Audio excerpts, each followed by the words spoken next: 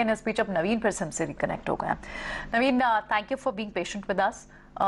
आपके कुछ पुराने रेफरेंस पॉइंट्स को भी मैं देख रही थी जो हमने आपसे पहले बात की थी, उसमें आपने क्लियरली कहा था, और ये हुई है बात 1-1.5 महीने पहले की बात है, तब आपने कहा था pharma space can be the dark horse. वो हम देख भी रहे हैं कि फार्मा डिफेंसिव के समय पर तो चलता ही है, लेकिन जब अग्रेसिव बेट्स का भी समय होता है तब भी आपको कई सारी कंपनियां जो डोमेस्टिक मैन्युफैक्चरिंग से जुड़ी हुई हैं उनमें आपको अच्छी बाइंग दिख रही है।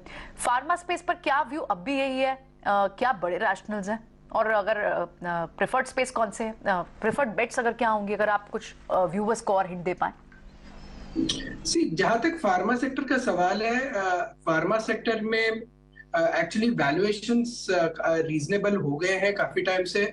इसके अलावा अभी आगे जाके इंपॉर्टेंट जो फैक्टर्स होंगे वो यूएस एक्सपोर्ट मार्केट कैसे रहेगा और वहां से मतलब ग्रोथ कैसे आएंगे। अभी रिसेंटली अभी ये समझ में आ रहा है कि चैलेंजेस जो यूएस मार्केट के थे, जो प्राइस इरोजन के जो चैलेंजेस थे, वो थोड़े से कम हुए हैं, लेकिन हालांकि बहुत ज्यादा डिफरेंट नहीं हुआ है, लेकिन थोड़ा सा चैलेंजेस कम हो रहे हैं। इसके अलावा अभी जो फार्मा सेक्टर की जो वैल्यूएशंस है वो अक्रॉस द बोर्ड बहुत ज्यादा चीप है। तो उस हिसाब से ये लेवल पे अगर हम देखेंगे तो फार्मा सेक्टर को अक्यूमुलेट किया जा सकता है कि जिसमें नेक्स्ट 1 ईयर में आई वुड से कि 12 से 15% रिटर्न इजीली बन सकते हैं। जहां तक अगर आइडियाज का सवाल है, हम देखेंगे इसमें वाइड रेंज ऑफ ऑप्शंस है। अगर हम मार्केट लीडर जैसे स्टॉक प्रेफर करेंगे तो देन सन फार्मा जैसे है जहां पे 15 to 16% रिटर्न बन सकता है। और अगर हम सीडीएमओ टाइप स्पेसेस में अगर हम बात करेंगे तो वहां पे अगर छोटे स्टॉक्स की बात करेंगे तो न्यूलैंड लैबोरेटरीज जैसा कंपनी है, उसको भी देखा जा सकता है। तो ऑप्शंस बहुत सारे हैं फार्मा में, डिपेंड्स ऑन रिस्क प्रोफाइल क्या है और क्या रिटर्न एक्सपेक्टेशंस है। अगर रिस्क लो रखना है तो फ्रंटलाइन स्टॉक्स में निवेश किया जा सकता है, जहां पे रिटर्न्स थोड़े से कम होंगे लेकिन रिटर्न्स काफी कैलिब्रेटेड तरीके से एक साल में बढ़ जाएंगे। ओके, नहीं फार्मा में तो बहुत ज़बरदस्त काम हो रहा है। इनफैक्ट अगर आप डेटा को बहुत क्लोजली स्टडी करें तो सेलेक्ट स्टॉक्स में बाइंग शुरू हो गई है फंड से भी, क्योंकि बहुत रिस्क रिवॉर्ड अच्छा है। कमेंट्री, रिजल्ट डेटा और फ्लोज के डेटा को आप एनालाइज करिए। मैं आपसे ऑटो एंसिलरी स्पेस के बारे में बात करना चाहता हूँ। आप देखिए प्रिसिजन कैमशार्ट एक स्टॉक है, ईवी का काम करते हैं, 5 साल से कोशिश कर रहे हैं, अब शायद उनके ईवी आर्म में तब्दीलियां हो रही हैं। इनफैक्ट ईवी रेटेड डेटा हमने ऑटो सेल्स को डिवाइड कर दिया, सिर्फ ईवी वालों का अगर आप देखिए तो बहुत तेजी की ग्रोथ दिखाई दे रही है, आपने भी श्योर देखा होगा। तो मैं आपसे ऑटो एंसिलरीज की बात करना चाहता हूँ, न्यू एज ऑटो एंसिलरी, या तो यहाँ टेक्नोलॉजी एज जहाँ पे या प्रोडक्ट इनोवेशन में अच्छा काम हो रहा है। कुछ नाम आपके समझ में आ रहे हैं? सी ऑटो एंसिलरी जो स्पेस है उसमें मतलब काम काफी होगा over the next few years.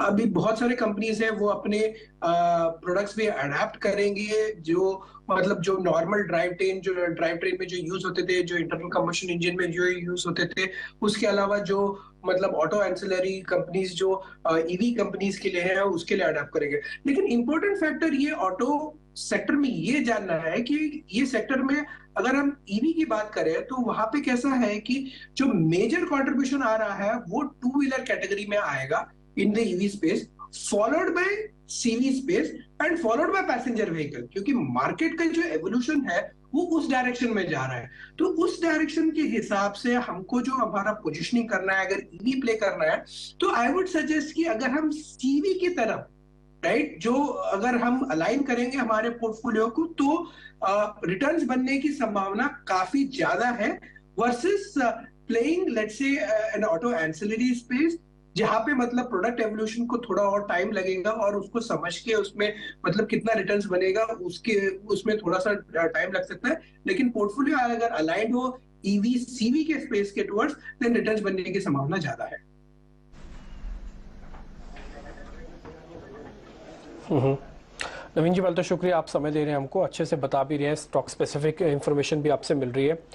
एक और चीज़ जिसके बारे में चर्चा हो रही है वो है सीमेंट की, ये भी एक अपने बुल फेस के अंदर चल रहा है, बीच बीच में रुक रुक के थोड़ा सेलिंग आ जाती है, बट फिर भी ये बुल रन के अंदर है। कोई अगर टिका रहे 1-1.5 साल 2 साल 5 साल रखे तो शायद अच्छा पैसा बना सकता है। बट प्रॉब्लम ये है सर, इसमें शेयर सिलेक्शन बहुत इंपॉर्टेंट है। आप कुछ हेल्प कर सकते हैं किस तरह के शेयर्स को रखना चाहिए? ये नॉर्थ ईस्ट वाला स्टार सीमेंट रखें, सदर्न इंडिया में चले जाएं तो इंडिया सीमेंट को पकड़ लें, या फिर अंबुजा जो कि अडानी का है? जहां तक सीमेंट की हम बात करेंगे तो सीमेंट में तो एक स्ट्रक्चरल स्टोरी जो इंडिया इंफ्रा की तो है, वो तो काफी स्ट्रांग है।